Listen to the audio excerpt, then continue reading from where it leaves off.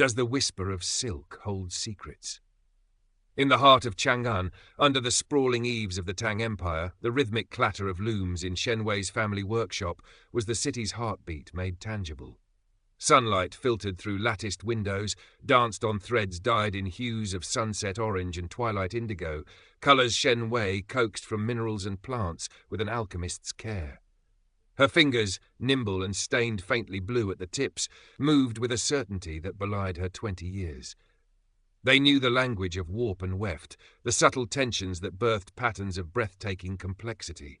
Swirling dragons, serene phoenixes, landscapes held captive in shimmering fabric. This workshop, smelling faintly of mulberry leaves and dye mordants, was her sanctuary, her inheritance from a mother whose skill lived on in Wei's hands, and the legacy she fiercely protected alongside her aging father, Shen Bolin.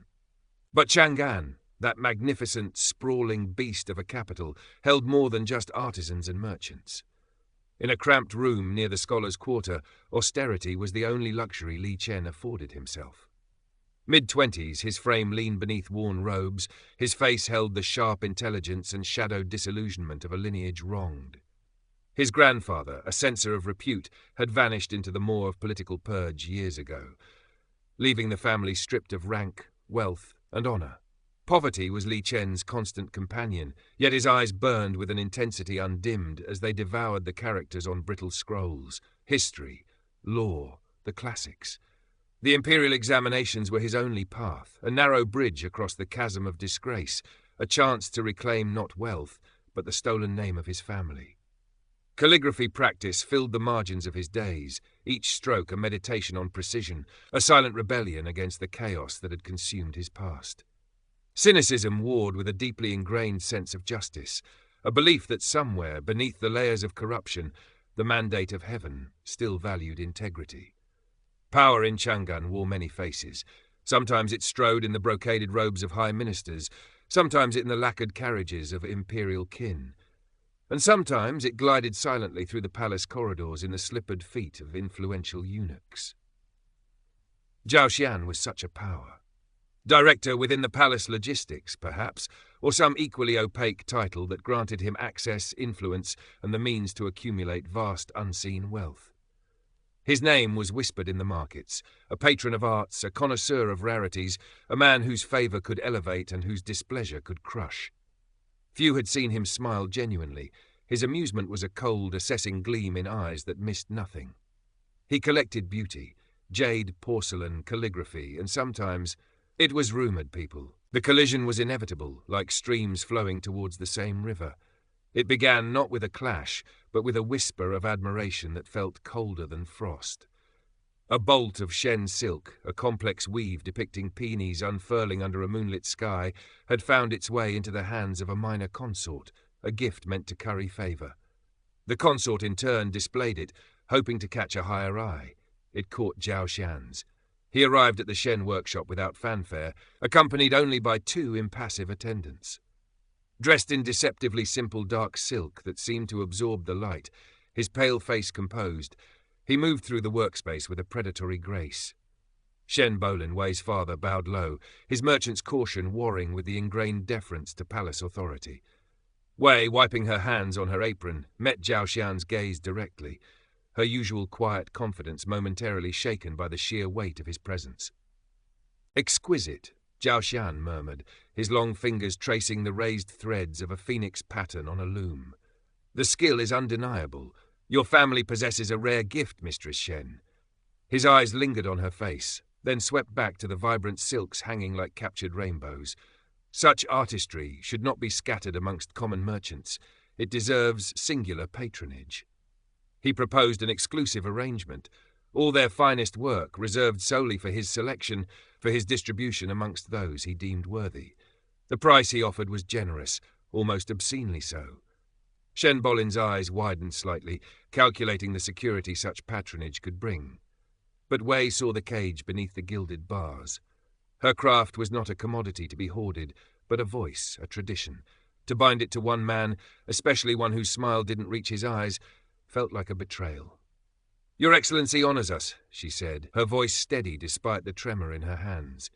She chose her words with care, the daughter of a merchant skilled in negotiation. Our looms work to fulfill many obligations, large and small.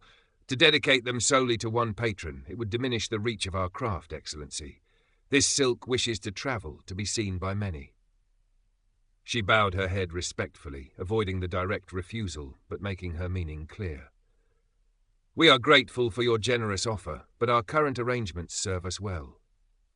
A flicker of something cold crossed Zhao Xian's face, gone as quickly as it appeared. A pity, he said softly, the word hanging in the air like a threat. Independence is a fragile thing, Mistress Shen, easily broken. He gave a slight, dismissive nod and swept out, leaving behind a silence thick with unspoken menace. Shen Bolin let out a shaky breath. Wei felt a chill seep into her bones, the vibrant colours of her silk suddenly seeming less bright. The whisper of admiration had become the hiss of a serpent denied. The serpent's coils began to tighten subtly, almost imperceptibly at first. A tax official arrived, unusually meticulous, demanding records going back years, finding discrepancies where none had existed before. Permits for acquiring rare dyes faced inexplicable delays at the ministry offices. Whispers like insidious weeds sprouted in the West Market. Doubts cast on the quality of Shen's silk, rumours of corners cut, of inferior materials used. Loyal customers hesitated, their orders shrinking. Shen Bolin grew lines of worry around his eyes, his usual pragmatic optimism fraying. Wei knew, with chilling certainty, the source of these troubles. Zhao Xian was demonstrating the fragility of independence. It was during one such bureaucratic entanglement that Shen Wei first properly encountered Li Chen. She had gone herself to the West Market, trying to soothe a supplier unnerved by pointed questions from city guards regarding his association with the Shen workshop. As she argued patiently, referencing guild regulations, Li Chen stepped forward from the crowd. He had been browsing a nearby bookstall, his attention caught by the confrontation. With quiet authority and a precise citation of Tang legal codes regarding merchant harassment, he dismantled the guards' flimsy pretext. They retreated, muttering threats. Wei turned to thank him, recognizing the intensity in his eyes she'd glimpsed before near the scholar districts. "You have my gratitude, scholar," she said, offering a respectful bow. "Your knowledge, it was timely." Li Chen inclined his head, a faint flush rising on his cheeks. "Officials exceeding their authority should be reminded of the law, Mistress Shen. It is a small service." He knew her family's name. Their silks were famous, even if beyond his means. He saw the worry beneath her composure, the strength in her stance. They spoke briefly, discovering a shared frustration with the casual abuses of power that permeated the city. Wei saw past his worn robes to the sharp mind and inherent integrity. Chen saw past her merchant status to the intelligent, resilient woman defending her family's legacy. A fragile thread of connection was spun between the artisan and the scholar, woven from mutual respect and a shared adversary in the unseen manipulator pulling the strings. Their paths crossed again, sometimes by chance in the bustling market, sometimes through introductions by the venerable, semi-retired Minister Yao. Yao, a former censor who had known Li Chen's grandfather, admired both Wei's artistry and Chen's intellect. He saw the shadows gathering around the Shen family and recognized the scent of Zhao Xian's machinations, having witnessed similar tactics decades ago. In discreet conversations over tea in Yao's quiet garden pavilion, he offered cryptic warnings and shared his weary wisdom about navigating the treacherous currents of court politics. "Power like Zhao Xian's feeds on fear and silence," Yao cautioned them. "To challenge it requires not just courage, but cunning and evidence." Zhao Xian, whose network of informants reached everywhere, soon learned of the growing association between the silk weaver who had dared defy him and the grandson of the disgraced censor he vaguely remembered helping to purge. It was an irritating confluence. He decided to swat the annoying scholar aside. Word came down through bureaucratic channels. Li Chen's application to register for the upcoming Jinshi examinations faced serious concerns regarding his family's past political affiliations. A fabricated obstacle designed to crush Chen's only hope for advancement and sever his connection to Wei. Simultaneously, the pressure on the Shen family intensified. A crucial shipment of raw silk vanished from the docks. A disgruntled former apprentice, likely bribed, began spreading malicious lies about stolen designs. Contracts were cancelled. Financial ruin loomed, no longer a distant threat but a chillingly immediate possibility. Shen Bolin, usually stoic, seemed to age overnight. This escalation forced a decision. Caution was no longer viable. Survival demanded resistance. In another hushed meeting in Minister Yao's garden, the scent of jasmine heavy in the air, Wei and Chen laid out their suspicions. Yao listened patiently, his aged eyes sharp. Joseon is powerful, but his greed makes him careless, he advised. He oversees palace procurements, manages certain imperial workshops. Vast sums pass through his hands. Look for discrepancies. Follow the flow of money, of luxury goods. Merchants see much. Scholar Li's mind can analyze. A dangerous plan began to form. Wei, using her father's network, the whispers exchanged between caravan masters, the gossip amongst suppliers, the quiet observations of warehouse clerks, would gather information on Zhao's less official dealings. Li Chen, guided by Minister Yao's knowledge of bureaucratic procedures and historical precedents of corruption cases, would analyze the information, searching for patterns, for proof that could withstand scrutiny. It was a perilous undertaking. Discovery meant not just ruin, but potentially imprisonment or worse. Yet, looking at Li Chen's determined face, his earlier cynicism replaced by a quiet resolve, and feeling the weight of her family's future on her shoulders, Shen Wei knew there was no turning back. Their fragile alliance, born of shared values, was solidifying into a partnership forged in defiance. Zhao Shan, however, was not one to tolerate defiance, especially when it involved the grandson of an old enemy, associating with the artisan he now viewed with possessive irritation. He decided a sharper lesson was needed. One evening, as Shen Bolin was returning home through a dim-lit alley after negotiating with a creditor, two thugs emerged from the shadows. It wasn't a robbery, it was a calculated beating. They left him bruised, bleeding, with a broken arm and a chilling message delivered in a low voice. "Palace favor is withdrawn. Close your workshop, merchant, before worse befalls your family." Shen Wei found her father huddled in pain, the proud merchant reduced to a trembling victim. The sight ignited a cold fury within her, burning away the last vestiges of her caution. This was no longer just about business or pride. It was about survival, about justice for the cruelty inflicted upon her father. When Li Chen arrived, having heard the news through Minister Yao's concerned inquiries, he saw the steel in Wei's eyes. The attack on her father resonated deeply with the injustice his own family had suffered. His resolve hardened. Minister Yao, though limited in his direct power, used his remaining influence discreetly. He found a procedural loophole, a forgotten regulation regarding descendants of censured officials who showed exceptional promise, allowing Li Chen to bypass the initial block and register for the Jinshi exam just before the deadline. The path was open, but the pressure was immense. Failure now would leave them utterly exposed. While Li Chen immersed himself in relentless study, his small room lit by flickering oil lamps late into the night, Shen Wei took charge. She nursed her father, managed the dwindling business with fierce determination, selling off personal trinkets to keep afloat, and continued the dangerous investigation. Her merchant contacts, initially hesitant, grew bolder upon hearing of the brutal attack on Shen Bolin. Information flowed more freely. Whispers of Zhao Xian diverting funds meant for imperial silks to purchase rare jade from Khotan, rumors of him using palace guards to escort private shipments bypassing customs duties, inconsistencies in the ledgers of workshops under his purview. Information flowed more freely. Whispers of Zhao Xian diverting funds meant for imperial silks to purchase rare jade from Khotan, rumors of him using palace guards to escort private shipments bypassing customs duties, inconsistencies in the ledgers of Wei meticulously documented everything, her quick mind piecing together fragments. She noticed discrepancies in the types of dyes Zhao Xian officially requisitioned versus the colors appearing in silks, known to be destined for his private collection. Rare pigments available only through illicit channels along the Silk Road. Li Chen, during brief breaks from study, applied his analytical mind to her findings, cross-referencing them with official gazettes and historical records of similar embezzlement schemes provided by Minister Yao. They found a pattern.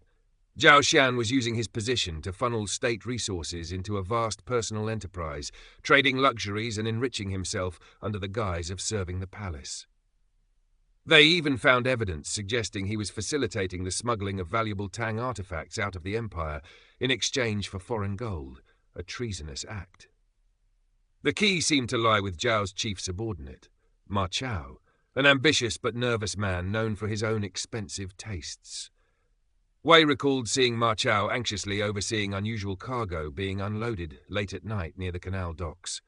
Amidst the shared danger and intense focus, something deeper grew between Shen Wei and Li Chen. He admired her resilience, her sharp intellect hidden beneath an artist's sensitivity. She found strength in his unwavering integrity, his quiet determination a calming anchor in the storm. Stolen moments discussing findings became moments of shared hope, unspoken affection blossoming in the shadow of conspiracy. They were no longer just allies. Their fates, their futures, were becoming inextricably intertwined. Li Chen wasn't just fighting for his family's honor anymore. He was fighting for Wei, for the future they might build together if they could only survive the coming storm. The examination approached, carrying the weight of all their hopes and fears. The tension in Chang'an was palpable as the results of the Jinshi examinations were posted. Li Chen, his face pale with exhaustion and anxiety, found his name on the list, not at the very top, but a respectable pass. He was now officially a Jinshi, a graduate, holding the lowest rung of officialdom, but a rung nonetheless. It granted him a measure of legitimacy, a shield, however thin, against arbitrary persecution. Shen Wei, who had waited nearby, her heart pounding, felt a surge of relief so profound it almost buckled her knees. It was the first ray of light in a long darkness. But Zhao Xian was not idle. Furious at Li Chen bypassing his obstacles and seeing the Shen family still defiant, he decided to end things decisively. Using fabricated evidence of unpaid debts and accusations of treasonous association, linking Shen Bolin to fictitious anti-government merchants, he initiated proceedings through a corrupt magistrate under his influence. The order was issued, confiscation of the Shen workshop and assets, and Shen Wei herself was to be taken into custody, effectively placed under Zhao Xian's control, destined for his household. The guards were dispatched. Word reached Minister Yao through his own network mere hours before the guards were due to arrive. He sent an urgent, coded message to Li Chen and Shen Wei. There was no time left for caution. Their carefully gathered evidence, copies of ledgers showing diverted funds, testimonies from merchants about illicit shipments overseen by Ma Chao, analysis of the illegal dyes correlating with Zhao's private collection, the damning link to smuggled artifacts, had to be presented immediately, and to someone with the power and inclination to act against a figure as entrenched as Zhao Xian. Minister Yao saw only one viable, albeit risky, path. A powerful imperial prince, known for his patronage of scholars and his quiet rivalry with the dominant Eunuch faction, was holding a poetry gathering at his city residence that very evening. It was their only chance. "Go now," Yao urged them, pressing a sealed letter of introduction into Li Chen's hand. "The prince values evidence and integrity, but he is cautious. You must be convincing, swift, and leave no room for doubt. Zhao Xian will try to stop you if he learns of this."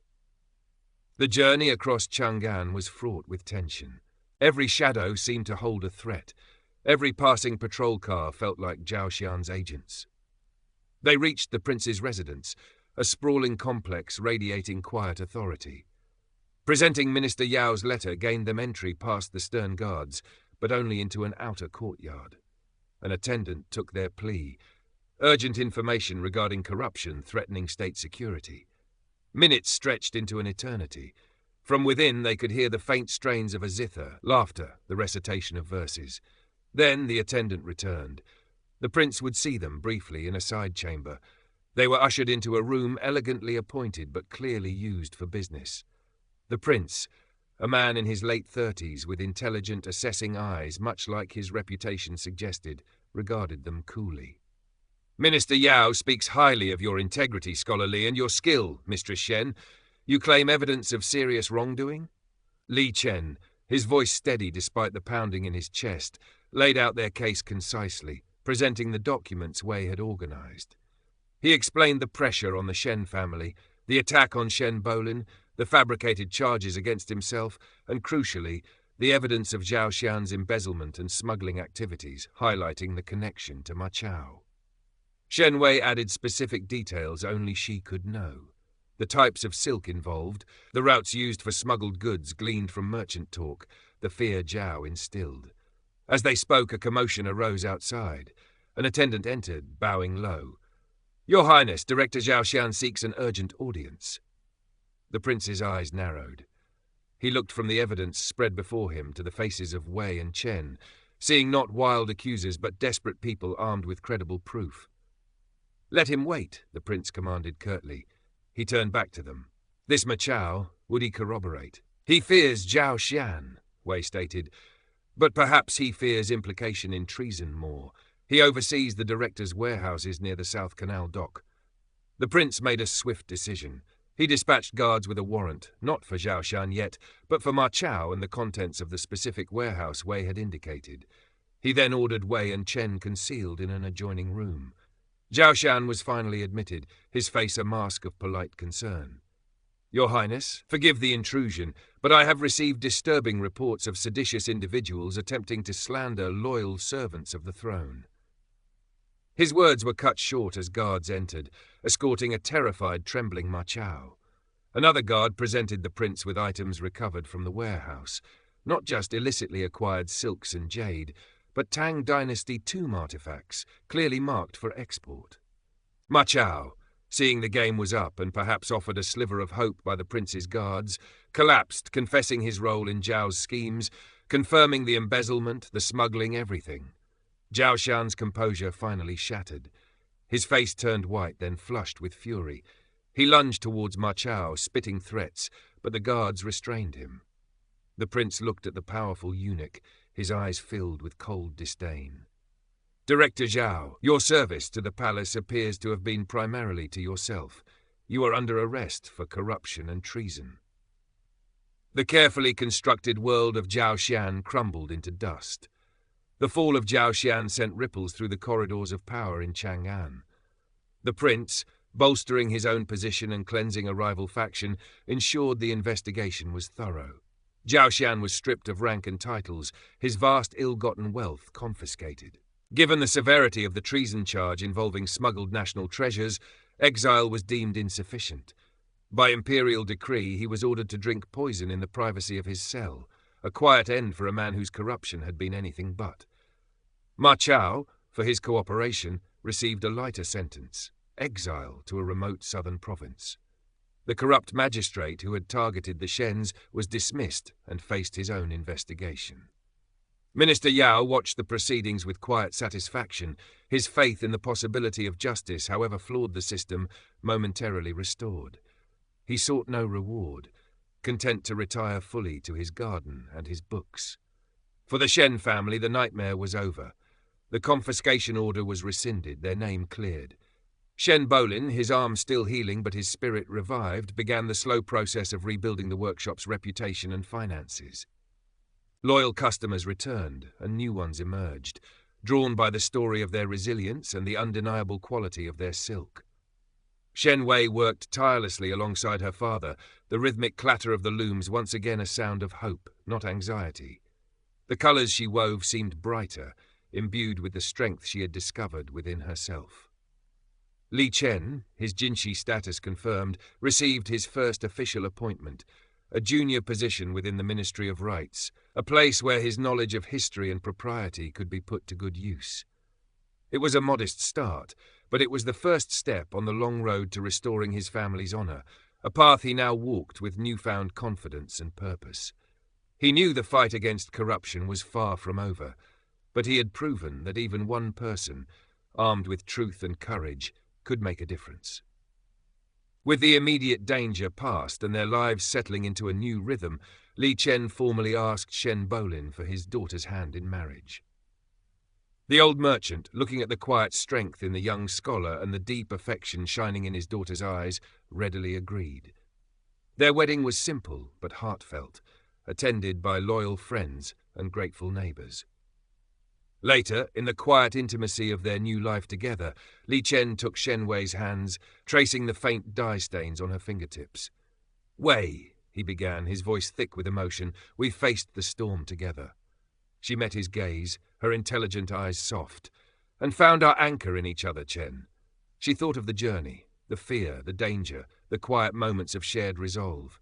He had seen her strength, her pragmatism, her artist's soul. She had seen his integrity, his intellect, his unwavering commitment to justice that burned beneath the scholar's quiet exterior. He picked up a brush, dipping it in ink, and on a fresh scroll wrote a single character. Resilience, toughness. She picked up a shuttle wound with thread the colour of dawn sky, ready to weave it into a new design. Their skills, one with words and laws, the other with threads and patterns, had complemented each other, weaving a defence against tyranny.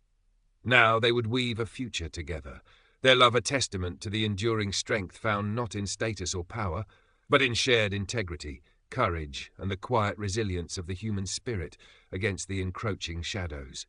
The looms of Chang'an would continue their rhythm, and the scrolls would continue to be written, carrying forward stories of justice sought and love found in the heart of the Tang Empire.